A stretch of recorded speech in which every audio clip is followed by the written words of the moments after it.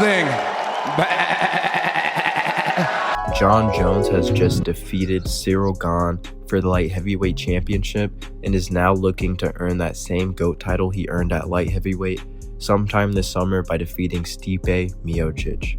If I'm being honest, Stipe or Curtis Blaydes might be the only matchups that actually stand a chance because they can wrestle. But after what happened to Cyril Gane in the first round, Jones might never lose until the day he finally retires.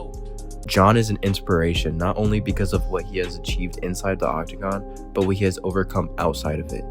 Jon has faced battles with drugs and alcohol in the past, but it seems like he's overcome that stage of his life and has moved on and has been focused on self-improvement and preparing for fights. If he doesn't stay hungry and constantly improve, one of the younger heavyweights who just wants the opportunity to fight him for the belt is going to be more prepared than him when that time comes, and Jon has a perfect resume on the line and he's only getting older.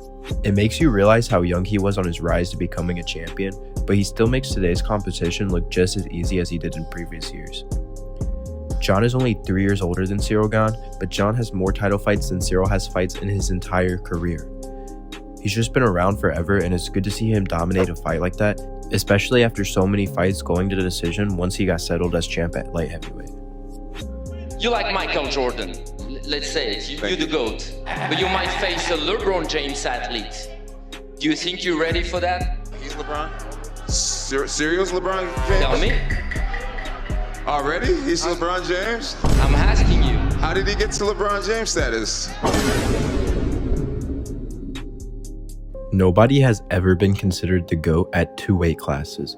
It's time we start accepting this will most likely be the last years of Jon Jones' career. I truly believe he'll only have a few more fights before he retires.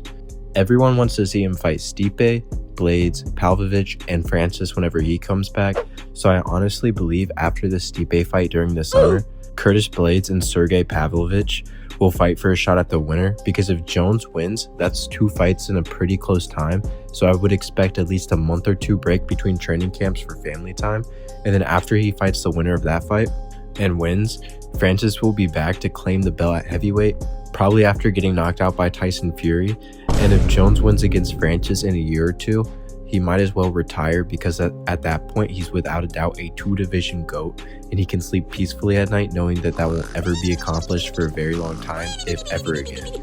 With the way the heavyweight division is set up, I believe Francis and Jones both knew this is how it would play out, and Francis actually made a genius decision by leaving because it gives Jon time to get the belt and beat Stipe instead of risking getting beat right away and losing the belt that he had. Francis is taking this opportunity to fight Tyson Fury and get a payday regardless of win or loss before coming back.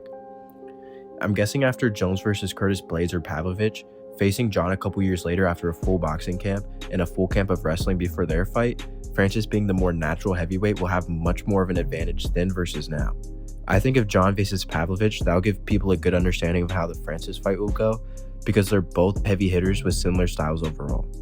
You could argue Pavlovich is just a white Francis Ngannou. Curtis Blaydes would definitely be a harder matchup because of wrestling and just because of styles. It would be less of a walk-through annihilation like what we saw with Cyril Gane. I think we all should give Francis Ngannou some forgiveness, because even though Jones would wipe the floor with him now, it makes it a lot more interesting in the future because Francis has shown us he can adapt in championship situations when he wrestled with Cyril when they fought. So I believe if Francis is truly dedicated and smart, he'll be wise enough to take this boxing camp extremely serious and his wrestling afterwards the same. Because if Jon has to fight Pavlovich or Blaydes and Francis gets through this boxing fight at the right time to start MMA camp, Francis would actually stand a chance, but that completely depends on Francis and his will to not let off the gas when it comes to adapting his game. Dear Dana White, if you don't know what to do with the heavyweight division, you're welcome. Sign me to the matchmaking team ASAP. He wants serious. I'm like a piece of steak right now.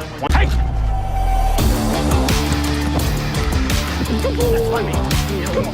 Ah, get him up! Ah! You fly, Lee. Boom! Just an awesome companion, and I wouldn't trade him for anything.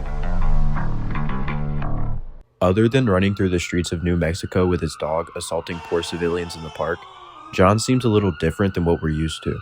He seems like a genuinely good guy, but it could also just be a front, and next thing you know, we get a positive steroid test or another criminal charge, and that's the end of his career. Jon let out a series of tweets before UFC 285 that basically said because of the new USADA rules, none of his drug tests would have counted as positive, which means the Daniel Cormier loss should technically be overturned.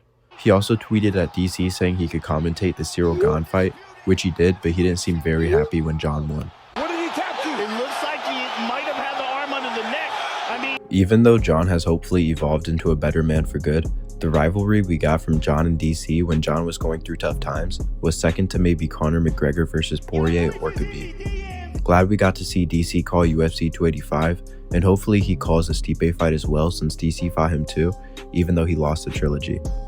I feel like Daniel Cormier was the last fighter Stipe could beat, if I'm being completely honest. I think the age caught up with him and that's why he lost against Francis. I think Jones walks through Stipe just because I think he's better everywhere. But either way, it's a clash of goats in Stipe's weight class, and after that and maybe one more fight, we'll get Jon versus Francis, and I don't think he has anyone else after that. I think the only chance of him having any additional fights is if he loses along the way, which is doubtful, but anything is possible. At that point, he might as well just retire and say it's because he's getting older. I just feel bad DC has to watch all this from the commentary booth. I know deep down he wants to get in there, but nobody actually wants to see that. No disrespect. The way Jon carried himself through the UFC 285 build-up, he seemed just happy to be there and training again. He seemed like he put in a lot of hard work and took camp seriously. It's nice to see a guy like Jon find God as a reason to stay true to who he is, whether you're religious or not. It's also nice to see Jon take a step back from the cockiness and constantly give credit to his training partners, friends, and coaches while also being a showman for the fans at the same time. Thanks for watching, please subscribe, and enjoy this last minute provided by the Jon Jones Support Group.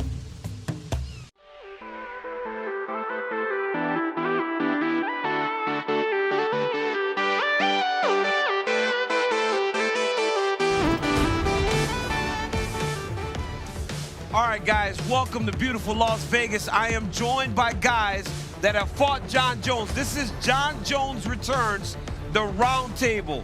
We're joined by UFC Hall of Famer Rashad Evans. We're joined by Anthony Smith. We are joined by Dominic Reyes. We all fought Jon Jones. Unfortunately, we all got our butt kicked by Jon Jones. We all lost to Jon Jones. Rashad. You know, I just think about how emotionally tough that whole fight was, because going into that camp, it was tough for me. You know, I was exiled, and now I was on the outside looking in. And regardless of what the records say, I'm a guy that's honest, I'm a competitor. Dude won 2 fights over me. He shows up late, he changes schedules, he does whatever he wants, and everybody around him kind of adjusts. Guys, who thought Dominic Reyes beat Jon Jones? To say championship fights aren't motivating is kind of ridiculous, but he is Jon Jones, so that's how he rolls. Overall, though, when I started training for Jon. You know, before I fought anybody, before I worked my way up the tower, it started with Jon. And I was always in the back of my head thinking about fighting Jon. You know what I mean? And then I reached the top of the tower and did my thing. So everybody's life's different. Everybody's moments culminate differently. And for that fight, I mean, that was my moment. And for him, he's trying to say that, oh, it was just an afterthought. Well, that's definitely disrespectful, but it is what it is. But Jon Jones is Jon Jones. Look, nobody knows Jones better than these men up here. I thank you guys for joining us. Appreciate your insights into Jon Jones and who he is, your ability to break him down as the fighter, as the man, and everything else. Guys, we thank the guys for joining us.